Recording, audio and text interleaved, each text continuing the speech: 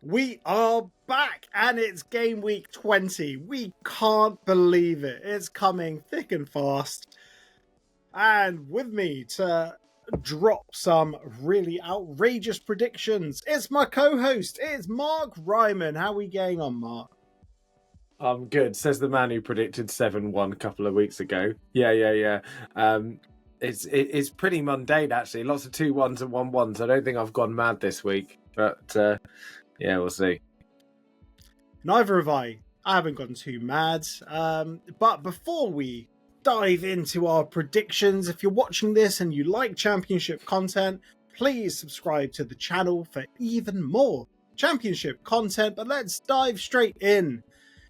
A midweek game, Tuesday night, under the lights. It's Burnley versus Derby County.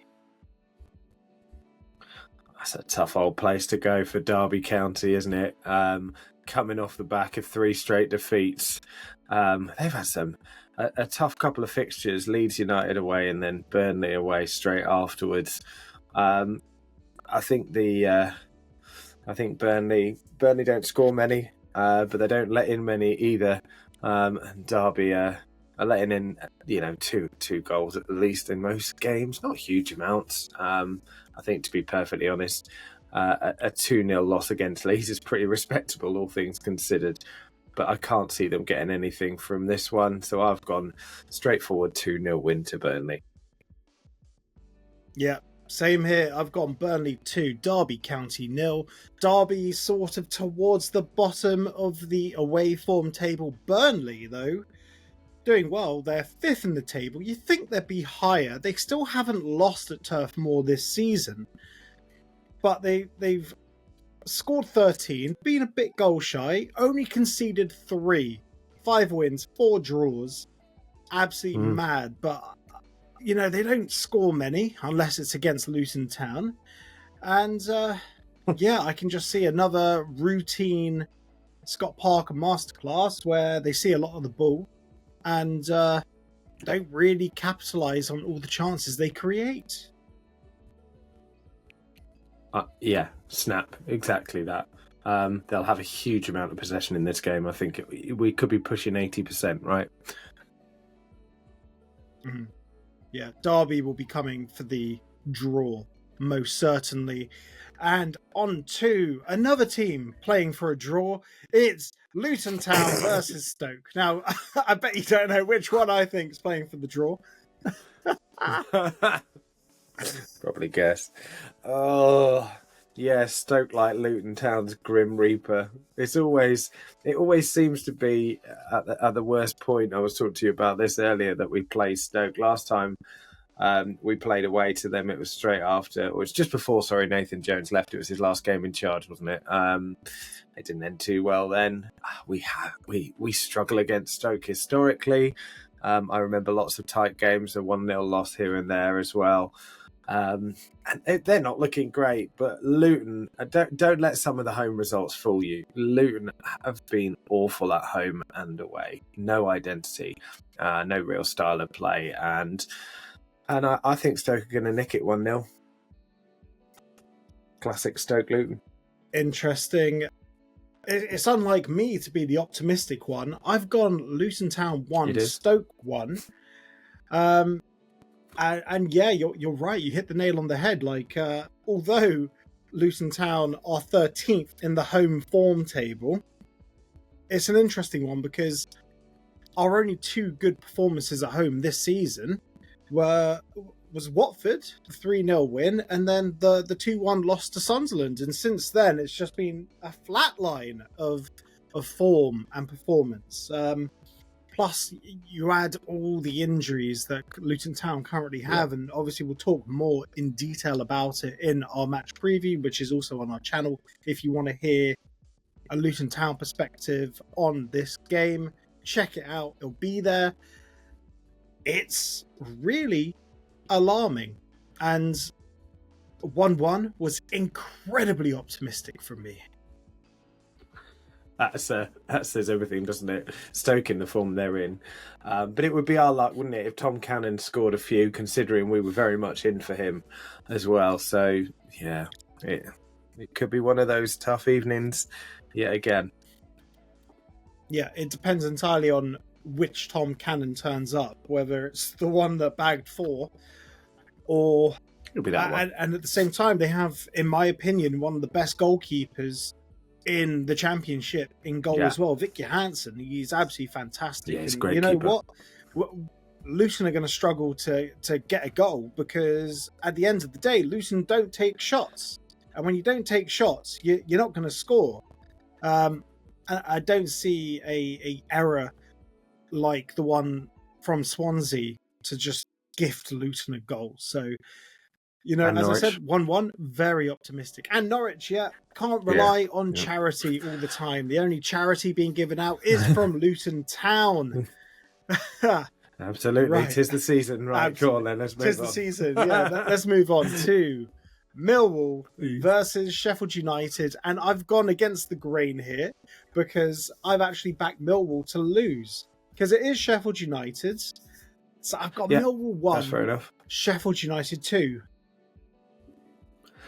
Yeah, and that's fair enough. Sheffield United's form at home is very good. Away, though, they have drawn the last couple away from home. They got that lucky 2-2 draw against Cov. They drew 2-2 against West Brom. Who would have guessed? Actually, I didn't predict a draw in that game. I think I predicted West Brom to win. I usually predict Millwall to win 1-0, so I've still balanced out a bit and gone 1-1 for this one. That's an interesting one. I backed Millwall to draw 1-1 in the last game, and I think they lost. And Neil Harris came out and essentially... Do you remember when Joe Kinnear said all fans are donuts? Well, that was in the day of print media, before social media. Neil Harris has come out and called the fans thickos. A bit weird, and to be honest, it's a bit entitled from Millwall fans as well, considering the run of form they've been on. The fact that they're literally just outside the playoffs, they're 11th. And, you know, sure, the gap between the playoffs has opened up. They're on 25 points, and entry to the playoffs is now 31 points. But they've been a very tough side to beat. You know, they had that little poor run, but, you know, they've in the last 5, they had 2 losses and then a win and 2 draws. So what are Millwall fans even complaining about? It's funny, isn't it? You set the bar high and that becomes an expectation.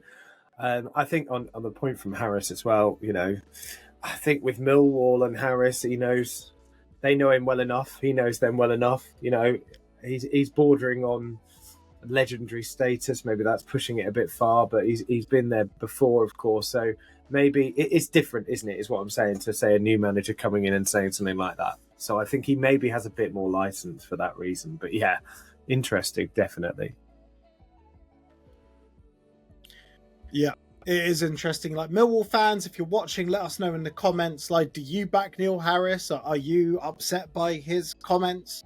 But on to Plymouth Argyle versus Swansea. And Plymouth just made a new assistant managerial appointment. They brought in Mike Phelan, famously a long-term coach at Man United. Yeah, and obviously a Rooney-inspired appointment, which I find a little bit odd. I don't know about you, after the apparent ultimatum and losing 2 consecutive games, and conceding 10 goals in the process. I find that a really interesting move, which to me makes it sound like that, you know, they're backing Rooney then to turn it around and trying the assistant or the coaching staff rather than him. Yeah, having said that, Swansea at home and away from home tend to dominate teams. They certainly dominated Luton in the second half, and I think played some very good football despite the weather as well. I think, they can count themselves very unlucky that they didn't come away from Kenilworth Road with all 3 points. So I don't see them making that mistake again against a Plymouth side who are shipping goals for fun. So I've gone 3-1, and actually I think that sounds a little bit conservative, but yeah, 3-1 Swansea. Interesting. So I've gone 2-1 Swansea, but at the same time, I think that ultimatum was pure BS, personally, because clubs don't tend to let that get out. And also remember, their last game was postponed because of Storm Dara. And it's only by virtue of QPR just jumping over them because of that ridiculously good win that we'll discuss a bit later, that Plymouth currently find themselves in the relegation zone. At the beginning of the season, any Plymouth fan would have bit your hand off for 21st. And they are very much in touch. They have a lot of key players out injured at the moment. But I still don't think, Swansea are going to turn up at their patch. Swansea are going to not give Plymouth any of the ball because they're ridiculously good at retaining it. However, I think the 2-1 Swansea, I was flitting between 1-1 and 2-1 to Swansea here. Swansea just don't have the players to sort of put games to bed. They have ridiculously technical players in Liam Cullen and Matt Grimes, but is Vipotnik lethal enough in front of goal? I don't think so. No, you're right. They're not, and they haven't scored that many this season. It's the danger has come from their midfield, as you said, and players like Grimes, who obviously scored against Luton on the weekend.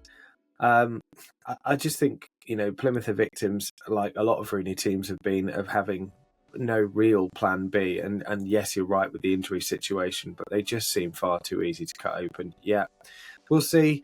With that break, whether that's helped, and they can start picking up the form that they showed at points at the start of the season. Yeah, I think a big part of that will be when Sissoko comes back, because he looks a proper player.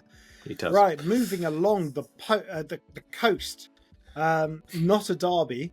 It's South Coast versus East Anglian derby. It's Pompey versus Norwich. Yeah, not a derby. Yeah, they're both in the UK, so that's about as close as we're getting at this one.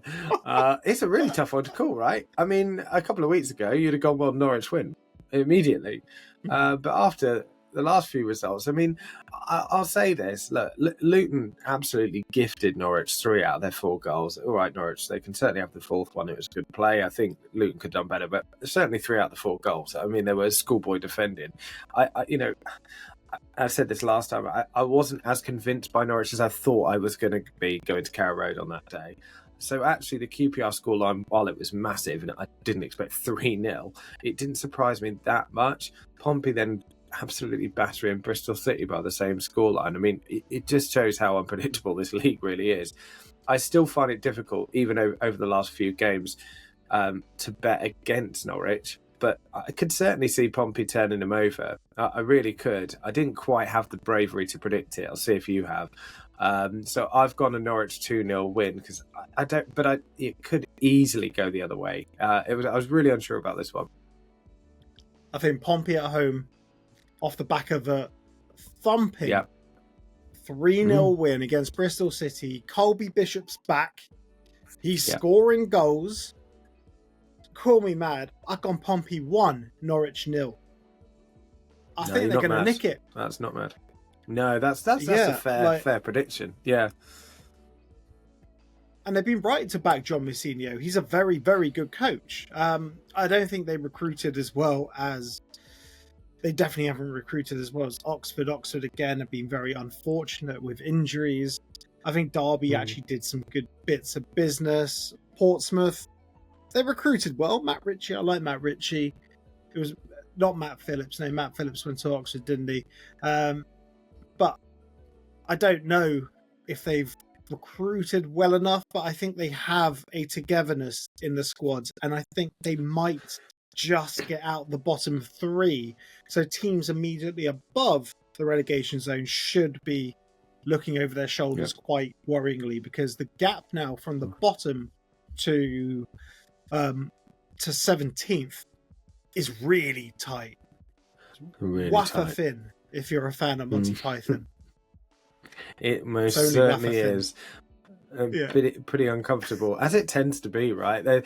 There's certainly no team in this division that you think now. There was at the point, Cardiff and Stoke both kind of at points looked like they might get cut adrift. QPR not so long ago didn't win a game for ages, but Hull at the bottom with the new manager.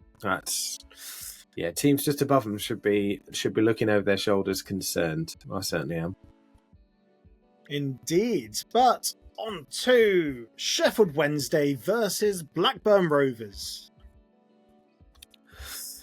Blackburn been brilliant, and Sheffield Wednesday been pretty good as well. But Blackburn just back to the form that they showed at the start of the season. But some excellent results in there to back up. And look, Hull, off the back of changing managers and everything else, and away from home, but to back a 1-0 against Leeds with that result is excellent. They've played Borough, Hull, and Blackburn. Now Hull can't find the back of the net, admittedly, but they've got some good players, and to win those 3 games. And keep a clean sheet in all 3 is absolutely incredible. And it's kind of different to the results that they were getting prior at the start of the season as well. It really started to click defensively. And even though Sheffield Wednesday have started picking up, I can't see them. I just can't see past Blackburn at the moment, at home or away. So I've gone 2-1. I don't think the clean sheet is gonna sustain another game, but it could well do. It'll be tight, but yeah, I can't see past Blackburn for this game. So I've gone Sheffield Wednesday 1, Blackburn Rovers 1. Sheffield Wednesday quietly going about their business, sort of overshadowed by the other half of Sheffield. Look, I can't look past them because in the last 4, 2 wins, 2 draws. And you can only beat what's in front of you, but I feel at Hillsborough they're going to be absolutely fine. Like their home form, it's not the greatest, only 3 losses though, but those last 4 good results. Well, again, last 4 at home, a draw, win, draw. So I'm backing them. I'm backing them to get something from Blackburn. But Blackburn, I'm not taking anything away from them. They look absolutely fantastic. They really do. Ryan Hedges, what a player. Ohashi, what a player. But Sheffield Wednesday at Hillsborough, I'm backing them for the draw. I wouldn't be surprised if Wednesday actually nicked something from this game, like an actual win. But, that's predictions for you. I'm not bold enough to actually go for the win. But I'm just saying I wouldn't be surprised if they did win. Right, on to Sunderland versus Bristol City. Yeah. What differing fortunes these 2 clubs. And I mean, Sunderland beat Stoke 2-1. Fine. Bristol City, we're back to the streakiness.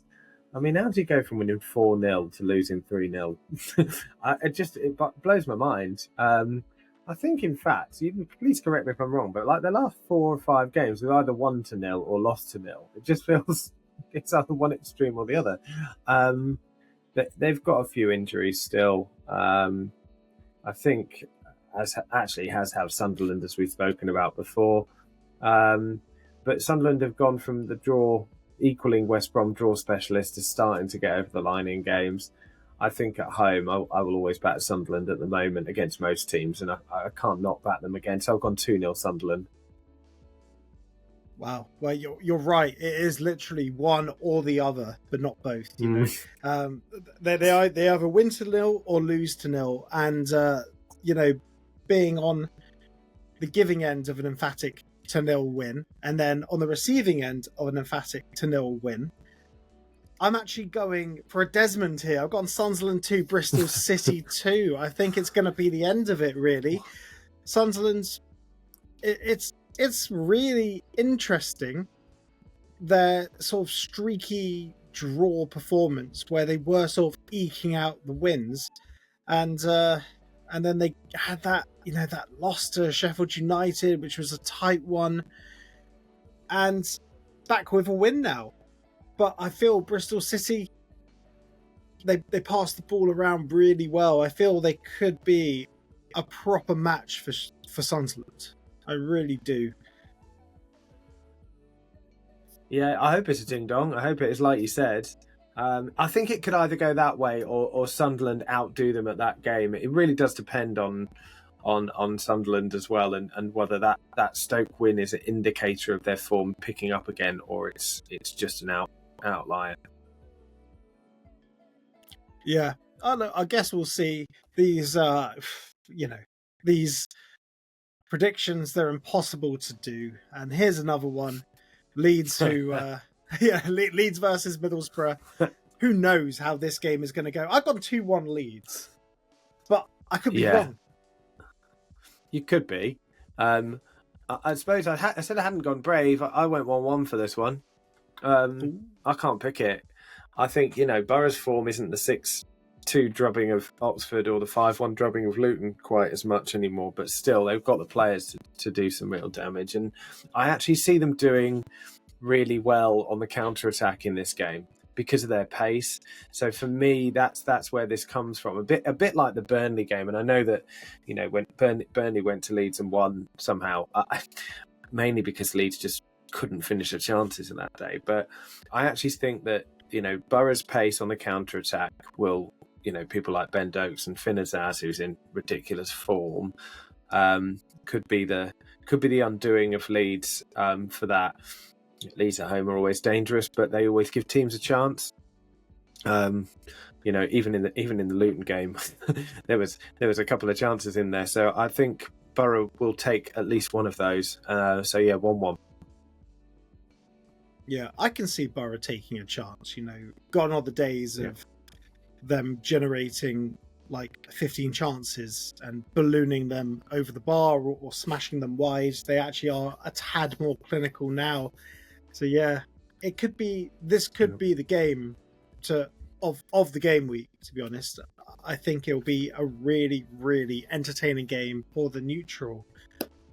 Right, but from the most entertaining game for the neutral to possibly what will be the worst game of the game week, Cardiff City versus Preston. I've gone Cardiff 1, Preston 0. And that's interesting because Preston are kind of the draw specialists, aren't they? I have. Yeah. Cardiff have a new permanent manager. Omar Rizek got the job. It's an old permanent manager. Yeah. Odd. Isn't that weird? He does brilliantly. They don't give him the job. Then he starts losing. They're like, right, this is the man for us. I don't get it, but fine. Yeah. I don't think it's the manager's issue. We know that Cardiff's squad isn't great and hasn't performed particularly well at those players at this level for a while. So you've gone 1-0. I've gone more predictable. I've gone 1-1. For the reason that you've already said, draw specialist versus not quite draw specialist in Cardiff. They lose more than Preston, but yeah, I can't see the team doing enough to win it. Yeah, I think a big part of it, I'm expecting, what's his name? Ruben Colwill. I'm expecting Ruben Colwill back in the side. Yeah. What a player.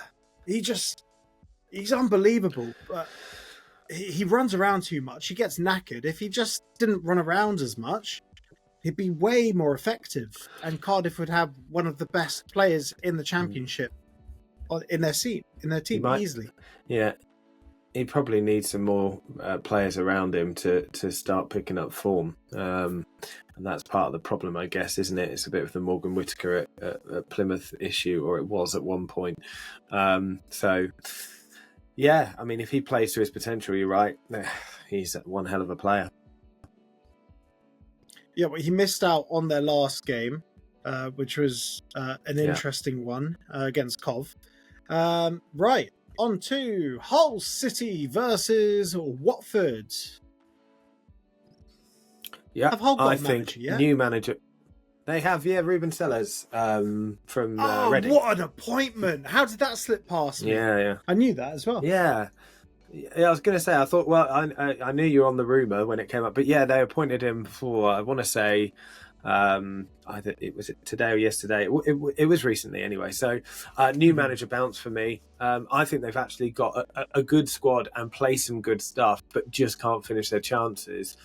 Maybe I'm only going on recency bias with the Luton game, but if they could hit the proverbial cow's backside in that game from like a yard away, it's almost impossible to miss some of those chances, then they would have won that game relatively comfortable. Watford away from home, as we all know, is not the same as Watford at home. Hull City 2, Watford 1 for me. Unfortunately, not unfortunately, this is obviously an unbiased podcast. Yeah, it's a neutral podcast. I've gone. We thank all our 1-0 Watford subscribers. Watford. I'm sure there's loads. Yeah. Oh yeah, tons of Watford subscribers. They're here purely for the Luton content, aren't they? That's it. I've got Watford 1-0. I think it's too early for a new manager bounce. I do think Ruben Selles is a hell of an appointment. The football he played with Reading, and this was Reading that were relying a lot on their youth academy, whereas Hull have like seasoned pros. They have some absolute top-notch talent in that team. Just that they're on a horrendous run of form. It's awful. It really is. And I think I can see Sellers getting backed in January as well. He might bring in some talent from Reading. He might bring in some talent from the Championship. Oh, yeah. What is this? Be like a kid in a candy store. Yeah, what is it? He's got some money to spend. Yeah, madness. I know. Like, I'm actually going surprised from, he was still at Reading. Yeah, I know. I'm amazed as well, considering like just the tumultuous times he was going through. Is it Dai Young at Reading? I'm pretty sure it is, isn't it? I think it's still with Dai Young. Yeah, there, unless they've got rid of him. Yeah. No, they haven't gotten rid of him, and he's trying to strip assets. Like what's going on at Reading is disgraceful. I'm amazed he stayed on there. Yeah, I don't understand it. Thoughts with Reading fans, it is a terrible thing to see your club go through. You know, there's a few clubs that have done that with just awful ownership. But yeah, he's a great manager, as you said. Yeah, it's a credit to him the fact that Reading haven't gone into free fall and ended up League Two. Conference. It's amazing considering the assets have been sold. Training grounds, I think they actually stopped the sale of the training ground. They have a wonderful academy, possibly one of the best in the UK. But as I said, it's too early for the new manager bounce. But going from a chairman that will literally sell the desk you're working at and the chair you're sitting on to this fella at Hull, Akin. Yep. Eli Ucken, I can't remember his name. I know Akin is one of his names. I'm letting you do it. Yeah. Yeah. I'll just dig myself into this hole. And he backs his managers. He will open the checkbook. I don't know if there is money at Hull, but he'll probably still be opening the checkbook and giving the manager new playthings. But I do think this is too early for the new manager bounce. Yeah. And he will. I believe that he will. It's going to be a lot of money. Right. On to QPR, who have had quite the upturn of fortunes these past few weeks, versus Oxford United. Yeah, I think QPR are now 4 games unbeaten, right? Whereas Oxford slightly stopped the rot with a good point against Millwall. But yeah, I think it's away from home as well. Oxford struggle more away from home. They've struggled generally recently.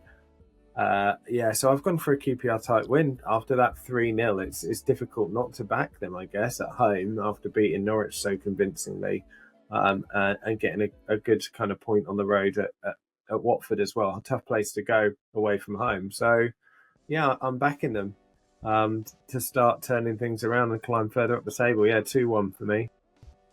Yeah, we were saying ahead of the season that we both think Marty Cifuentes is a fantastic manager, and he is. You know, they've been patient with him because of what he showed last year in this league, and he is turning things around. You know, 4 games without a loss now. Oxford, I don't want to say they struggle on the road. There's only been like maybe 1 or 2 games where they've been completely blown out of the water, but ultimately only 2 points on the travels. One of them coming against Millwall, the other one coming against, our survey says... You know it. the Charity FC, Luton Town. Exactly. Yeah, exactly. So I got on QPR 2, Oxford 1. I just think Cifuentes is going to keep turning the ship around, and they're going to pull away from the relegation zone. They're not going to go, games without a win continually, but I feel they're going to, win and draw more games than they lose now. I feel it's getting turned around. I agree completely. Right, and on to our final one. It's West Brom versus Frank Lampard's Coventry City. Yeah. I bet you've gone for a draw. Can we say Carlos Corberán's West Brom? Yeah. I just can't. Yeah, you're right. I have gone for a draw. I didn't in the last game. I bet I actually I predicted West Brom to win, and they drew, obviously. So I don't know what I was thinking. I don't think any kind of new-ish manager bounce can kind of overturn the draw curse that has been placed on West Brom. They are literally just. They will draw every game, regardless of the result. They will always draw. It's amazing, isn't it, how they've gone from a team who were doing so well at the start of the season, and they're not doing really badly, to a team that just can't seem to get over the line with 3 points. The last win was away at Hull, and Hull have lost every game their last 5 or 6 or something. So, crazy. Of course, I've gone for a draw, 1-1. I've also gone 1-1. 10 draws in their last 11 games. It's mad. It's got to be a record. They've only lost twice. I don't know if it's a record. It'd be interesting if that comes out. If they keep drawing games. Like, they're on 11 games drawn this season. The next closest is Preston with 10 draws. And then looking down the table, there are a few that are close to that. But it's pretty remarkable the consistency that they've found. But at the same time, they've only lost twice. They're very, very tough to beat. It's a classic Carlos Corberán team at the end of the day. And there's been speculation if Gary O'Neill is to be sacked by Wolves, apparently Carlos Corberán is number 1 for that job. Yeah, and that is a rivalry. That would be an ultimate betrayal. Yes, that is a rivalry. Yeah, as we saw in the cup game. Was it last year, the cup game between Wolves and West Brom that all kicked off? They had to suspend it for a bit. Yeah, that's definitely a rivalry. That will go down. That will go down very badly. But I mean, look, in terms of draws, you said, I mean, they're only 2 points behind Blackburn in 6th, so they're well within touching distance. But yeah, they just need to get out of this draw curse, the draw loop that they seem to be in. They do indeed. It'll break eventually. It will, and they'll, they might need a loss to break it, but then they'll start going back up to the back up the table. I still think with the talent in their squad, they're odds on for the playoff, in my opinion. I genuinely think Carlos Corberán, he always knows what to do. Touching upon Frank Lampard at Coventry, I think he's gotten out of jail a couple of times with these performances. That they had a win against Millwall.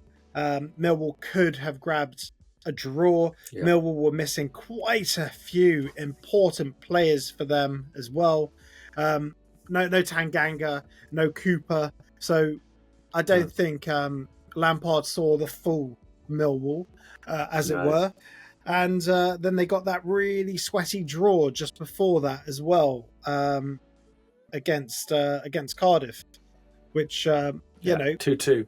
A better team would have won that perhaps. But I think Cov might be a completely different team after the window. I think Doug King's going to back him, let him spend whatever he wants on Premier League loans. He'll probably raid Chelsea's academy. Who knows?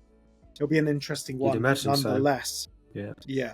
That's what Lampard does when he's in the Championship. He brings in all the Premier League loans. But that's us for this week. If you've enjoyed Championship content, subscribe to the channel. Let us know how you think your team's going to get on this week. Get your thoughts in the comments below. We're going to have the entire list of games. Just copy, paste, put your predictions below. But it's midweek, and we hope you all enjoy the games, and whoever you support, have a good midweek. We'll see you for game week 21. God, these are coming really fast, aren't they? Yes.